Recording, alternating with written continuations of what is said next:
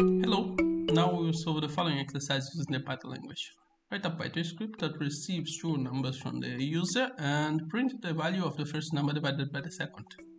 As always, the code and the exercise list is in the description of the video, and if you like, subscribe to the channel. Let's plan what we'll do here. We have to receive the numbers. We have to divide the first by the second and print the results. We can do both in the same place. So let's put print the results here because we can make the division inside the print, as we will see. So our first number will be, the exercise do not define a variable type for the number. So since the inputs the examples that they gave us, these numbers are integers, let's go with integer, which will be an input from the user. So please insert the first number. Likewise for the second number.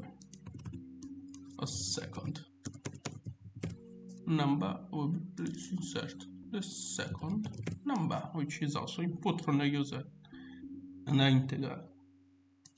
Okay, now let's print the result. Print. We want the first divided by the second, and the output is only the number itself. So since the division of two integers can generate a floating point or a float number, let's go with float here, which will be the first number divided by the second, and that should be it. Second number. Let's test it. Please insert the first number. Let's go with example 3. Please insert the second number 4. 0.750000. Okay. If we want to cut off all these zeros from the right here and just put two decimal places as the output is shown, we can just put .2f.